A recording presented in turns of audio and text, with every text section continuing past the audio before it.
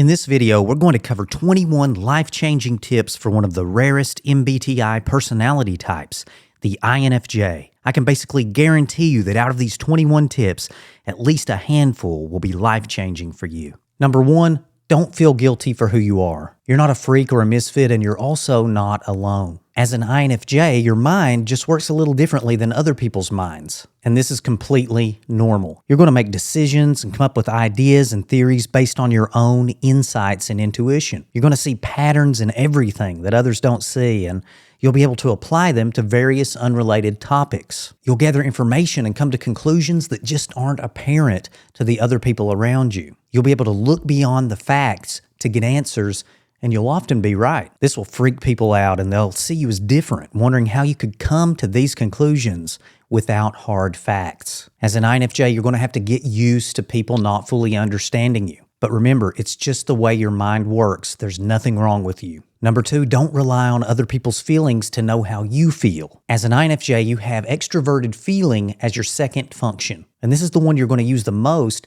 to interact with the outside world. That means you're going to be able to pick up on other people's emotions and moods easily. And when you do that, it can be all too easy to get the feelings of the other person mixed up with your own, to actually absorb their feelings. And if you're an INFJ, you're going to understand exactly what I'm talking about. In other words, if your friend is feeling sad, you may end up feeling sad yourself. And this is a recipe for an unstable emotional life. So practice separating how you feel from how the other people around you feel. One thing that might help is number 3, journaling, writing things down. You know how good you are at reading others' emotions? Well, in the same way, as an INFJ, you're likely pretty bad at reading your own emotions. I know I am. Well, taking a minute to write things down is actually a great way to get some separation between you and your emotions. That way you can look at your emotions as something outside of yourself, like you do when you're interacting with other people. And this will help you come to a better conclusion about how you really feel.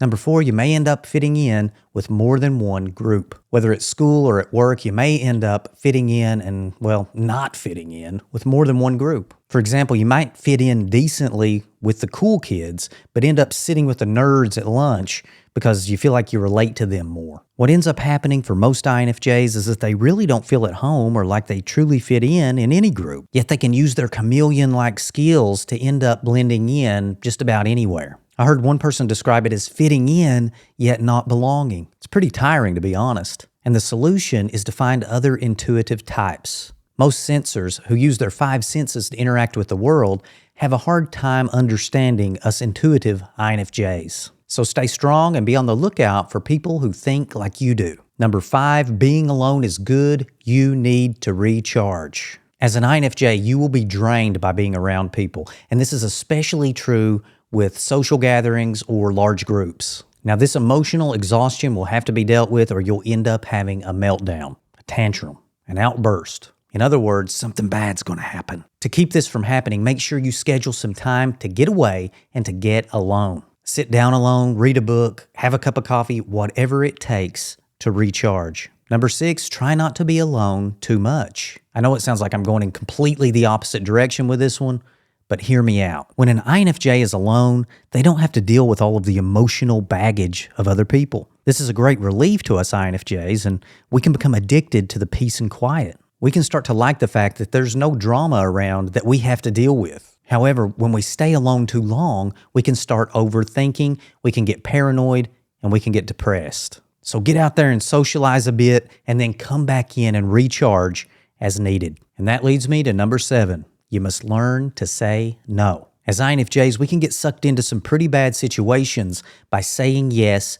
to too many things. We end up wanting to help everyone, but we forget that we're included in the everyone. You need to be looked out for as well, and we'll talk more about that in a bit. But you should feel free to say no to people who are using and abusing you. In addition, if people want you to go somewhere that just isn't your bag, say no. This is really about establishing proper boundaries and standing up for yourself. People can and will take advantage of you if you let them. So don't ever be afraid to state your opinions on things you just aren't into. Just say no. If this video is helping you, consider hitting the like button and subscribing to the INFJ Circle. Number 8, you're probably clumsy, and that's okay. I knock things over constantly. I hit my legs, I cut my fingers. I hit my knuckles on the cabinet when I'm trying to get food out. It's not fun, but it's part of being an INFJ. At least I think it is, and most people online agree. There is a caveat, though. I do think we can become very good at physical activities and sports, but that everyday clumsiness is tough to overcome. If you're an INFJ, give me your thoughts on this one in the comments below. Number 9,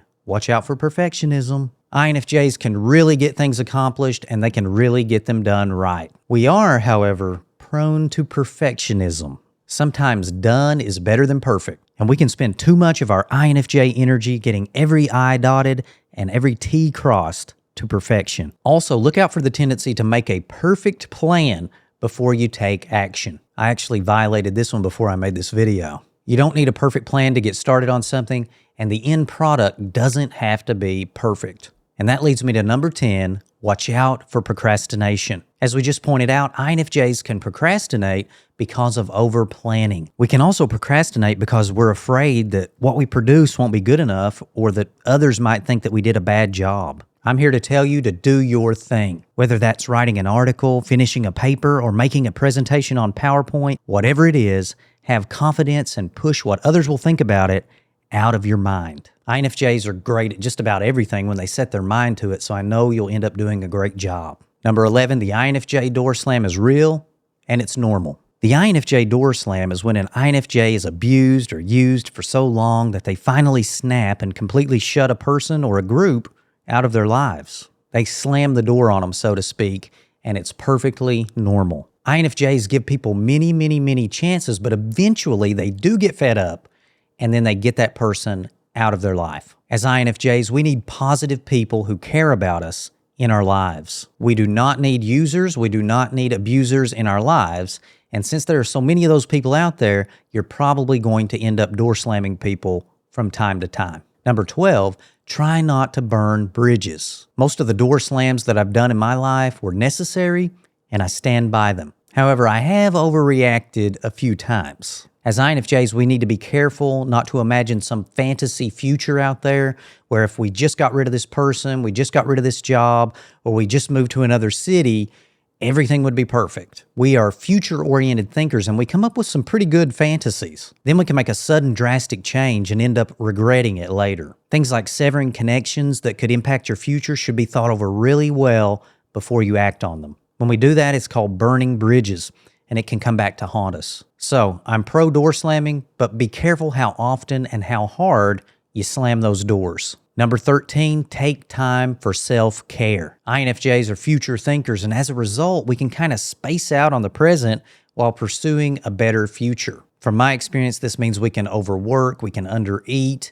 we can not get enough sleep. It's very common for us to neglect ourselves. So I highly recommend taking a walk, doing some exercise, eating well, sleeping, and staying in the present as best you can. Remember, you can't pour from an empty cup, so make it a priority to take care of yourself. Number 14, you learn differently from other people. INFJs, they don't mind structure too much, but they would rather somebody give them an objective and let them fill in the gaps on how to do it themselves. General Patton once said, "Never tell people how to do things. Tell them what to do and they will surprise you with their ingenuity." I like him already. It can take INFJs longer to catch on to things, but once they do, their learning curve is exponential and they can take off and blow by everybody. But you may have trouble following rigid structures in school. And if you do, I recommend trying to explain this to your teacher. Explain to them how your mind works and ask them if they can make exceptions for you and your learning style. And that brings me to number 15. Don't be afraid to ask for help. As INFJs, we can have trouble asking for help. We feel like we're causing other people a lot of trouble, and that can cause us to keep our problems inside. Still, we shouldn't be afraid to ask for help when we need it. Make the request brief and simple, and this will help to bridge any communication gaps between the personality types. I will warn you, though, that many other personality types are not as good at helping as INFJs are, so don't expect any miracles. Number 16, don't over-explain. INFJs know the importance of every decision, and they believe that everyone has the right to know why that decision was made. And this is great, and I personally think that's exactly how the world should work. Unfortunately, that's not how most people want it. In other words, most people want the Cliff's Notes version. So it'll save you a lot of trouble as an INFJ and also spare a lot of your limited energy if you just give them enough information to get by. Number 17, don't use your energy on those who don't want help. As an INFJ, you are a healer. However, there are many people out there that don't want to be healed. Sadly, most people don't want to be healed. The Greek physician Hippocrates said, before you heal someone, ask him if he's willing to give up the things that make him sick. Once people prove to you that they are ready to give those things up, that's when you help them. Save your precious INFJ energy for those who want and need it. And those types of people, they are out there.